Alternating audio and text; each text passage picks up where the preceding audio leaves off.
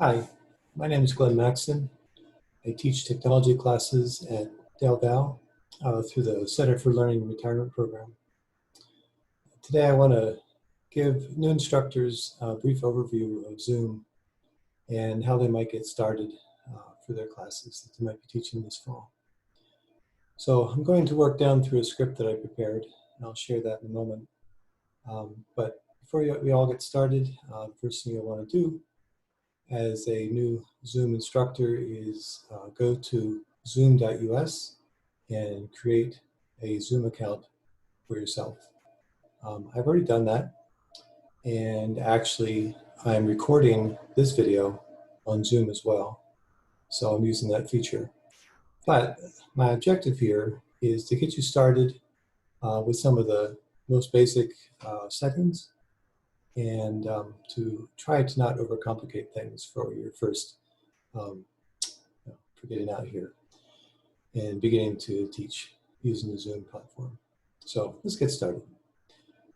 So anyway, I have three windows here, me, myself, and I.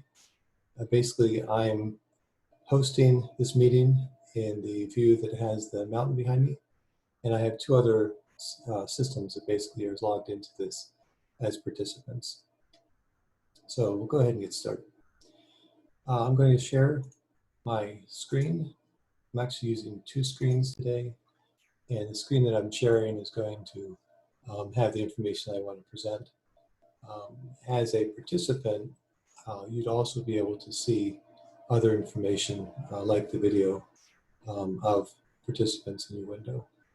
But to start out, Zoom does require some horsepower from your computer. So if you're presenting using a Windows 10 machine, say an i5 or an i7, or you're using a relatively recent Mac, maybe within the last 5 years, you're probably in pretty good shape.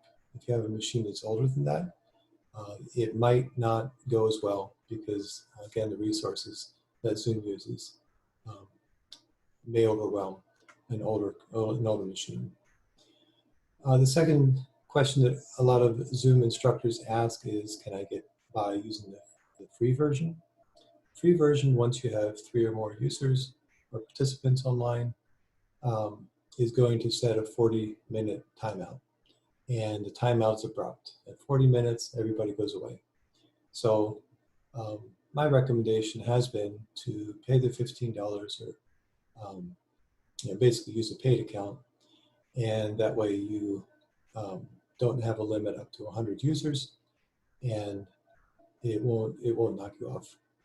So the paid version, again, is for the class sizes that we're likely to have. And it also allows you to use some other features that the free version doesn't, which we'll talk about in a moment. One of the first things you'll be doing when you set up your Zoom account is going into settings. And I'll show you how settings, what settings I use by default. I'm going to go here to my settings window. This is my account. And I have waiting room turned on. What waiting room will do is allow participants who are coming into the meeting to be in the waiting room until you admit them. This is, again, is optional. You can turn that on or off. I have it turned on. So I would need to monitor the waiting room at the beginning of my session and allow people in. This also prevents people from what they call Zoom bombing, basically joining without your permission. So it's a good idea. It requires a passcode when you're scheduling meetings, but this option down here, which is to embed the passcode in the invite link. So when I send out a link, it's going to be basically a link that includes the invite code and the password, and that way with one click, people can join your meeting. All right, scheduling meeting, and one of the other settings is the host meeting, start meetings with the host video on. I choose to do that. You can choose to have the video off, your video off or on when you start a meeting. I do enable chat. What chat allows you to do is during a meeting, if people want to privately chat or send a chat to everybody, they can ask questions, they can send in observations, but basically, if I'm an instructor, I will be monitoring chat, and if people want to ask questions offline, in the chat window, then I will get to those as I can. File transfer. Oftentimes I have a file I would like to send out to my participants, and the file transfer option will allow you to do that during the meeting, and people can download those files into their local system. Who can share? I have this host only and not all participants. So basically I own the session, and I'm the one who's going to share my window, which is what I'm doing right now, which is why you're able to see what I'm doing here. Breakout rooms, I haven't used those personally, but we do allow for breakout rooms where if you have a large group and you want to have group discussions, you can create breakout rooms and assign participants to those rooms. Have the breakout happen, bring them back, then have discussion and so forth. So it's a good idea to at least think about how you might use breakout rooms. And again, I have that one turned on. I do virtual backgrounds. You might have noticed at the beginning of the session that I have a mountain behind me. That's a video that is a virtual background, and I enjoy these, so I have that turned on. When attendees join the meeting before the host, notify the host when participants join. So I've got that notification on, and if the meeting is canceled, then it will also notify my participants. One of the other options I'm using today is recordings, and I'm actually allowing my computer to do local recordings to my system. So I'm actually using recordings at this point, and that allows me to record the session, which again I'm doing right now. All right, so most of the settings that we've done, shown above are enabled by default, but settings like one-click join, waiting room, chat, file transfer, breakout rooms, those are settings that you would want to change from the default. So a lot of teaching with Zoom is about workflow management. And I think for those who are just starting out, you would kind of want to keep that as simple as you can. I'm using 3 elements primarily in my sessions. I'm using PowerPoint slides. I'm showing videos that I would often download and show locally, but you can also link on the web. And then I'm allowing student discussion. And this can be, again, via chat, as I showed, but also once you start the class, you can enable or disable everyone's audio. And if you enable people to unmute themselves, it's good practice for that to be the mode of operation. So during discussion, have them unmute themselves after you've muted everyone at the beginning of the session. They'll unmute themselves, talk, and then mute themselves again when they're done. That way you don't have interruptions during the presentation. Now we have something called Zoom etiquette. And I'm going to talk about instructors first.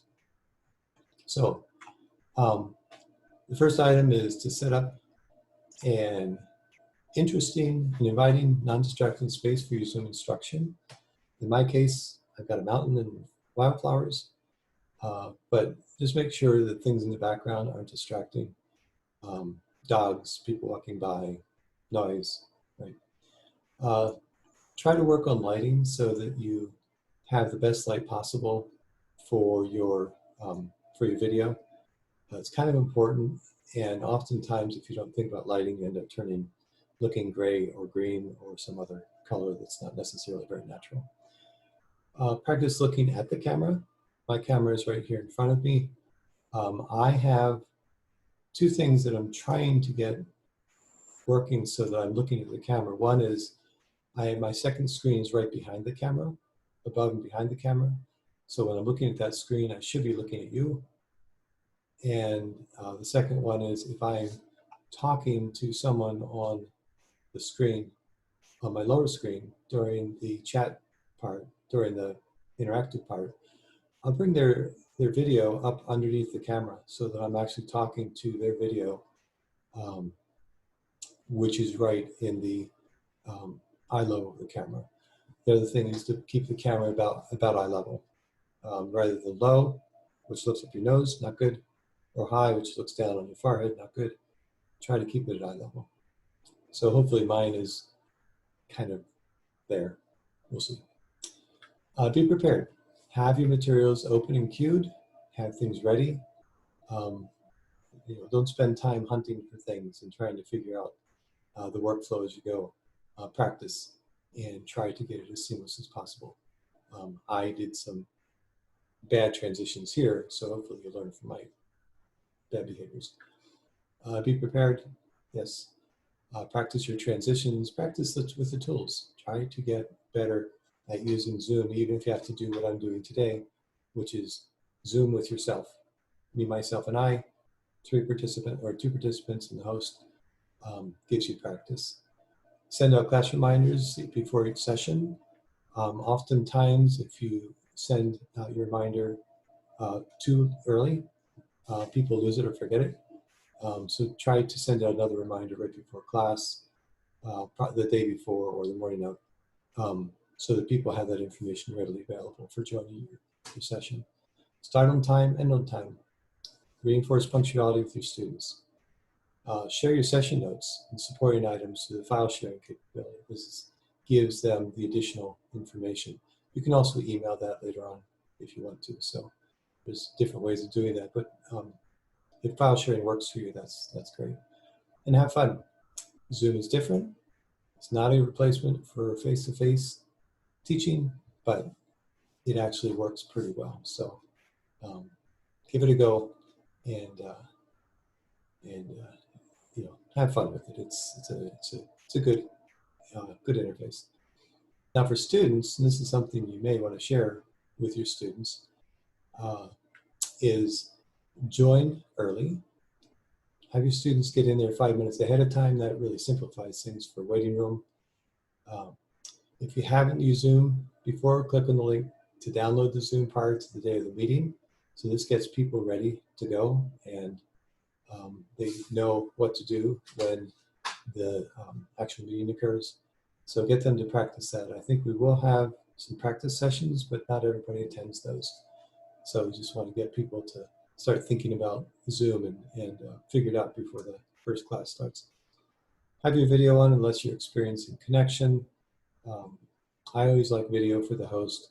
It's optional for your participants, although it's really good when you're discussing with them to see them on the screen. So I encourage video. Find a quiet space without interruptions. This again is for your participants.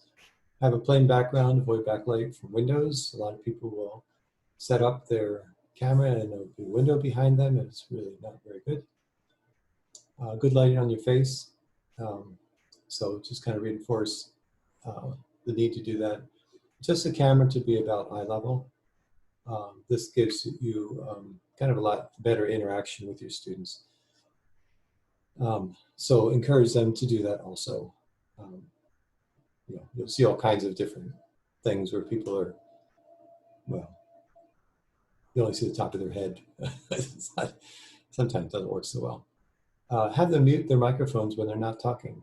You might want to walk through an exercise with them to do that. Try to avoid talking over when people are in their first Zoom meetings. Oftentimes it's like when they're in a classroom, they think that people are observing them, and so they start talking and somebody else starts talking. But at least if you see people talking in a room, they tend to be a little more respectful. With Zoom, sometimes they kind of lose that and they just kind of start talking. So have people be respectful of other people and try to give others time to say what they need to say and then talk. You have to figure out how you want people to interact with you. If they say basically, raise your hand if you want to talk, that works. There's different ways to do that. And be aware of your own camera. Try to avoid doing other tasks like checking emails, looking at the phone, reading something that's down here and not paying attention to your students. As in a classroom, you want to be interactive. So you want to be paying attention to your students. Instructors, might be a good idea to share these. some of these ideas for students. I hope this was helpful. Gave you some ideas that can help as you get started with your Zoom instruction. And my name again is Glenn Maxon. My email address is at the bottom here, glennmaxon@gmail.com.